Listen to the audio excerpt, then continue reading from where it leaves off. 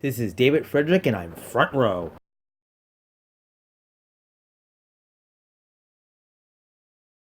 Okay, I've just watched the first match of Boogie Jam 1984, released on the WWE Network. It's dated from March 17th, 1984. The first match is Tully Blanchard with manager Paul Jones versus Dory Funk Jr. with referee Tommy Young. Both solid Texas wrestlers.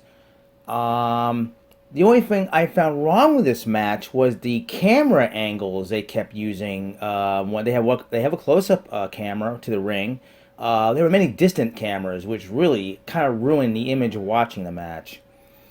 The announcing of the match was poor microphone sound hookup. If you watch the Great American Bash 1986, the two videos there on the network have very good microphone sound. Um, You can definitely tell Dory Funk Jr. is the babyface, Tully Blanchard the heel. Dory Funk Jr. getting a lot of cheers. The also thing I found wrong with this match, not criticizing the two wrestlers whatsoever, it's the placement of when this match takes place. It's the opening match. Though it's by early 1984, Tully Blanchard is not the television champion yet. It's March 17th, 1984. He would not win the TV title from Mark Youngblood for about 11 more days. But the two of these guys are two solid Texas wrestlers. So, I would call them level A wrestlers. So, putting them on the opening match, no. I would open it in the last three to the matches before the main event. That's what really, I think, also ruins this match. Is watching it's a fairly enjoyable, good workout for two Texas wrestlers. Tully Blanchard, Dory Funk Jr., very good ring workers, practically ring generals, practically even 1984. But it's a fairly good wrestling match for two Texas wrestlers of their caliber. But just watching them in the opening, it ruins it for in an opening match. Tully Blanchard would defeat Dory Funk Jr., pinning him with a roll up. Dory Funk Jr. rolled Tully up, then Tully continues the roll, and as the heel pulls Dory's tights, winning the match. All right, the second match on the Boogie Jam show: Ernie the Big Cat Ladd versus Rufus R. Freightain Jones. Ladd definitely heel and Jones the babyface. Rufus R. Jones's mannerisms very much reminds me of Dusty Rhodes. Ernie Ladd was strangely constantly covering his head and face with his arm, and many times at one point he used a weapon and we couldn't see on Jones. But he strangely kept covering his arm. He has long arms and legs. I'll give him that for a big. Yeah, I know it's known he's a big guy. At times, I think is his tallness seemingly uh, doesn't represent a. Yes, he's a big man, but it doesn't really seemingly help him as a wrestler. It really doesn't. It just has an image of a big guy, but in helping him in the wrestling match, yes and no. But there was a moment he dropped a double leg drop on Jones, and yes, his big tall legs. I said his tallness, it's his because he's a big man, but wrestling wise, not really. It doesn't seem to help. Um, Jones used seemed like a jumping headbutt, and that's what he ended up pinning. He wins him by pinning Ernie Ladd. Now, using a headbutt, you would think Andre the Giant, Junkyard Dog, Missing Link, Bobo Brazil, they are known for their headbutts and would as a finisher. Now, this is the first time I've seen Rufus R. Jones in a full wrestling match. This is 1984. It's before my time. I didn't start till 1986. But if a headbutt is Rufus R. Jones's finisher, okay. Um, like I said, Jones reminded me very much of Dusty Rhodes' his mannerisms, his throwing punches, his moving around, and this would have been much better as an opening match, definitely. All right, the third match of Boogie Jam '84 is the NWA World Tag Team Champions Chief Wahoo McDaniel versus Bob Orton Jr. and Don Coronado. They have a manager, Gary Hart. Apparently, this is a non-title match. That doesn't make any sense. On a seemingly a major show. I'll never understand the point of a non-title match if they're both together. If no, non-title matches is something like a pet peeve for me. Referee is Tommy Young. The long camera angles, the distant cameras, really at times getting annoying in the opening of this match. But they eventually the ringside camera stays there. You can enjoy the match. Um, Bob Orton Jr. and Don Cornolo. Maybe it's just me. I remember Bob Orton Jr. in his WWF days, Don Cornolo into the late 80s. Him and his brother Rocky Cornolo are jobbers, enhancement talent. Bob Orton Jr., neither I could ever take seriously. Now, apparently they were tag team champions before. Again, I could never take Bob Orton Jr. and Don Cornolo.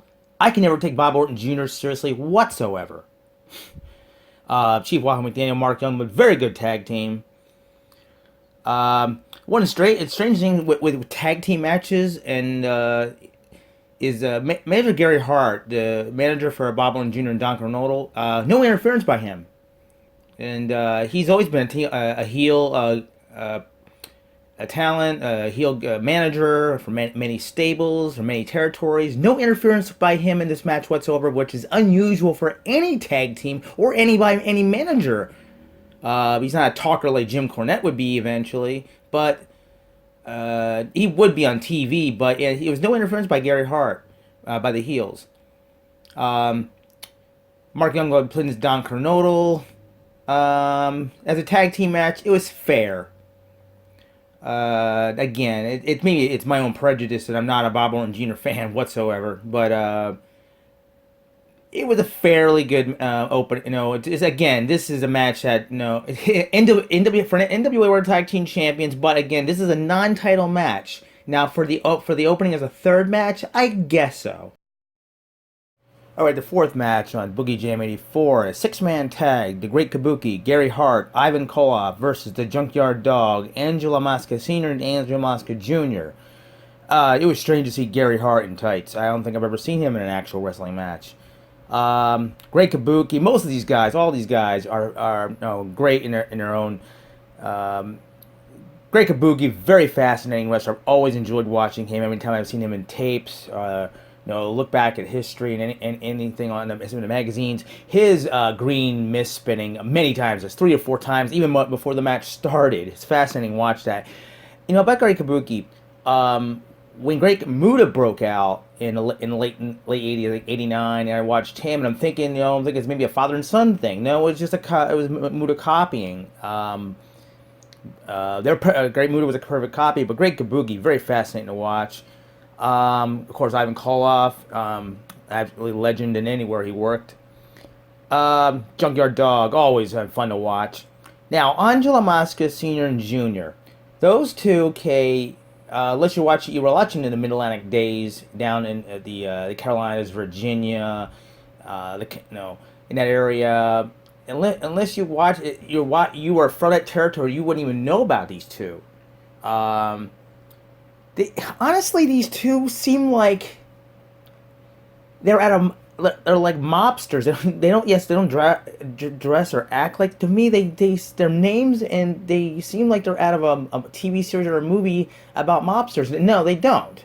But they were made in 1983, 1984. They're territory guys as far as I'm concerned. Oh, Angelo Mosca Jr. really took it to Great Kabuki in the opening. A lot of crossbody moves, but in the ending, Angelo Mosca Jr. pinned Gary Hart. A fairly good 6-man tag. Match number 5 was a steel cage match. Boogie Jam '84. No disqualification between U.S. champion Dick Slater and Greg the Hammer Valentine. I wasn't sure who the face or heel was in this match. There was not a lot of booing.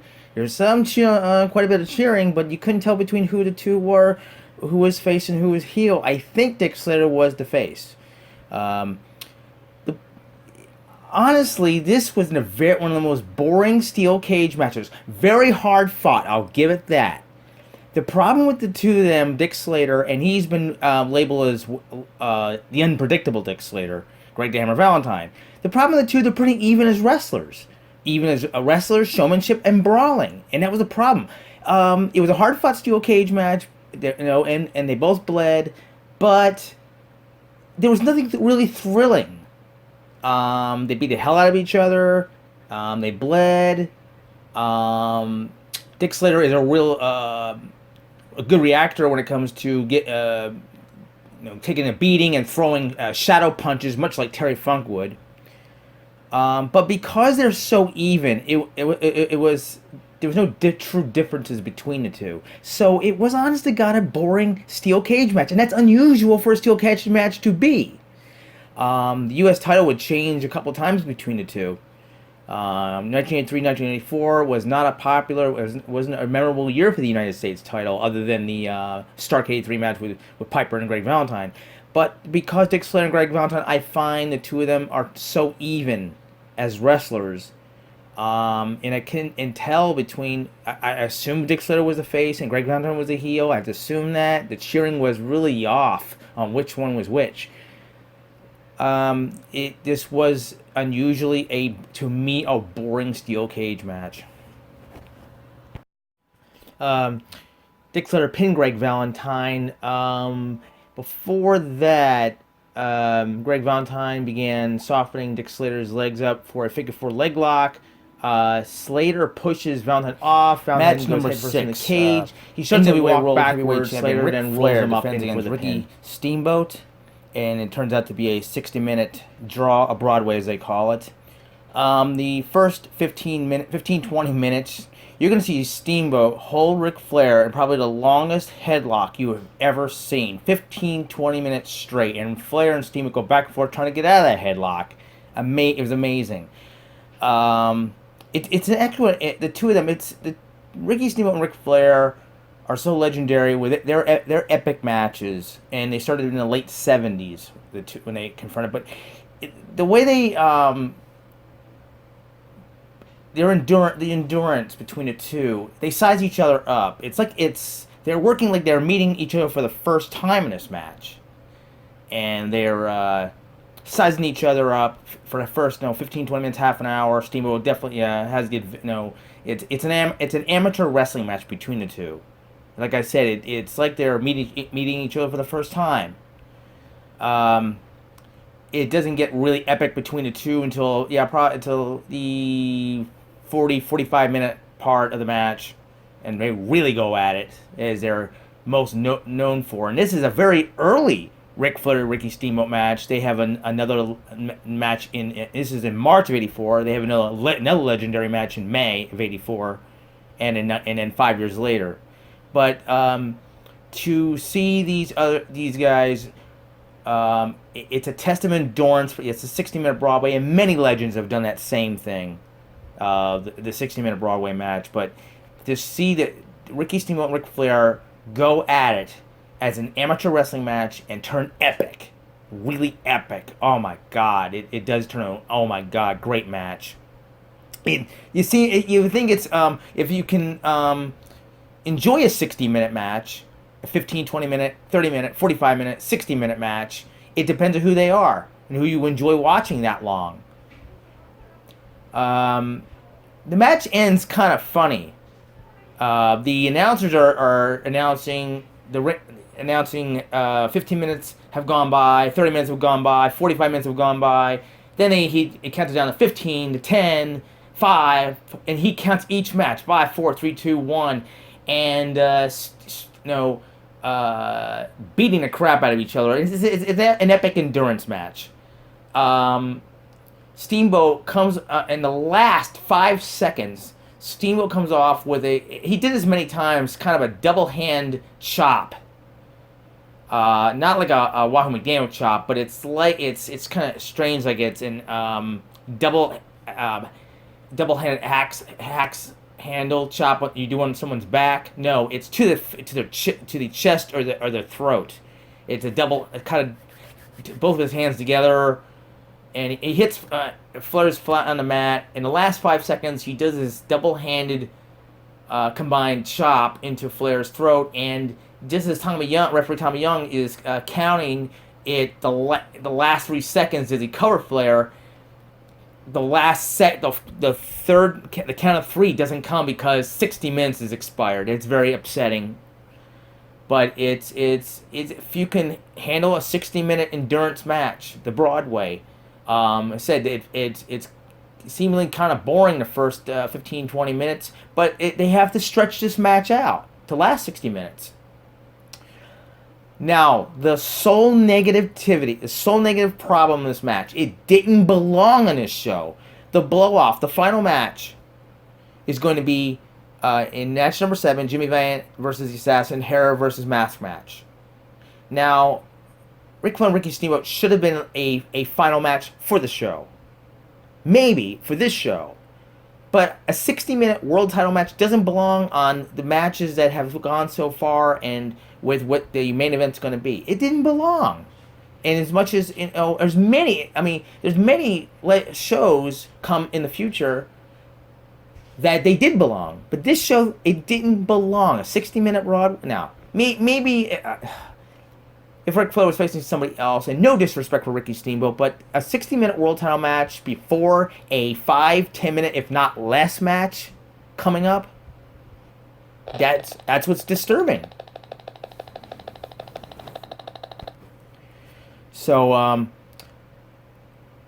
you have to be definitely a Ricky Flair, Ricky Steamboat, and a fan of 60-minute matches. And again, the only negativity is it didn't belong on a show before a less than 10-minute blow-off main event, which is not a blow-off, between Jimmy Valiant and the Assassin. So it's an amateur, an endurance, and it turns into an epic, and that's typical Ricky Steamboat and Ric Flair.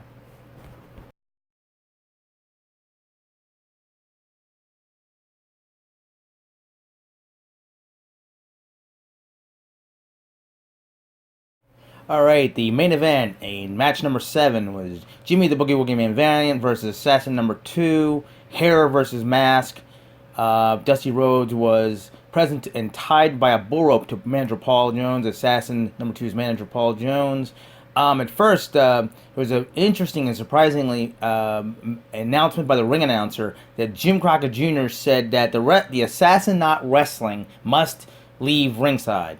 And he was escorted, practically enforced by wrestlers Johnny Weaver, Dory Funk Jr., Junkyard Dog, and a black wrestler I didn't recognize. I remember what he looked. I remember him, but I did not know his name at the moment. Slowly they enforced the Assassin number 1, which is actually Jody Hamilton. Now the thing is, when Jimmy Valiant wins this match and the unmasking. This match actually is seen first in a VHS tape released. I'm not 100% sure it's 1985, 86. It was in the mid to late 80s. Pro Wrestling Illustrated, Lords of the Ring, Superstars and Super Bouts, and Gordon Sully and Bill Apter hosted this video, and among many memorable matches that they talk about through the territories, they show this match, the ending clip. And this was a grudge or revenge match for Jimmy Valiant. I thought it was earlier in 1984. It's possibly in the late 1983. I don't know the exact date of the taping when Paul Jones and the Assassins started this feud with Jimmy Valiant. When they tied him up, they held Jimmy Valiant or tied up in the ropes, and Paul Jones cut his beard off, which led to a 2.5-year feud. I think this is one of the major matches that Jimmy Valiant would first get against Paul Jones. The thing is, when he Jimmy Valiant wins the match with the referee gets a knockdown, and Dusty Rhodes up on the apron, trying to help get Jimmy Valiant's attention, I guess.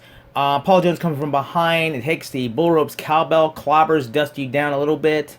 Then a little melee between the four that Dusty Rhodes, he pulls Paul Jones, and Paul Jones had taken that cowbell. He was going to hit Jimmy Valiant, but Jimmy Valiant pushed Assassin number 2 off, and Dusty pulled Paul Jones away. Dusty got a hold of the cowbell and hits assassin number 2, and Jimmy Valiant does his elbow drop, and he wins the match. No, he pins assassin number 2, and Dusty comes into the ring, and Paul Jones is still outside on the floor, and the bull rope.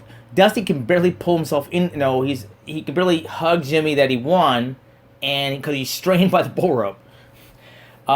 Jimmy goes to unmasked assassin number 2, which turns out to be Hercules Hernandez, who was more well known in the WWF years in the late 80s.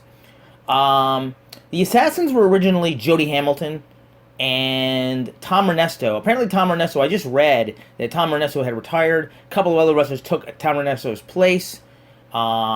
One became a third member became was Hercules Hernandez. That's why it looks strange when I first saw this and I learned about the assassins that it was Tom Ernesto and Jody Hamilton. I think a much more embarrassing moment as the videotape that this is seen on, that Gordon Sully says Jimmy Valiant embarrasses the assassins by unmasking them. If he had unmasked Jody Hamilton instead, that would be a far more embarrassing moment. But it was Hercules Hernandez who was the third member of the assassins. Thing about Jimmy Valiant, the one thing I've never been a favorite of never liked Jimmy Valiant because he's a real overactor. Not much of a wrestler. No, he's a great on the mic. Great at overacting with attacks and hits and his injuries, getting beat up. He goes way overboard on reacting. But this was one of the more interesting matches in Jimmy Valiant Paul Jones feud in Jimmy Valiant's career. It was a much more interesting, except they weren't going to give Jimmy despite the fact eventually when he defeats Paul Jones 2.5 years later, Starrcade 6 in a hair versus hair match. This match, if he had unmasked the assassin number 1, Jody Hamilton, that would have been a major embarrassing moment. And Jimmy Valiant had a big score, a big victory on this feud with Paul Jones. But it's one of the full version of this match. Finally, we see this on the WWE Network. The Boogie Jam I just saw. Ironically, you would call it's not a blow-off match. A blow-off match is a match that ends the feud. It seems like it's Boogie Jam is based for this match with Jimmy Valiant number 2, hair versus mask. It seems like a blow-off, but the blow-off for the show only. It is pretty much the beginning of the Jimmy Valiant's Paul Jones feud. But it's an interesting match. Overall, it was a fair show. You have to. I'm not a big Jimmy Valiant fan, but if you're old school like I am, you definitely should take a look at this.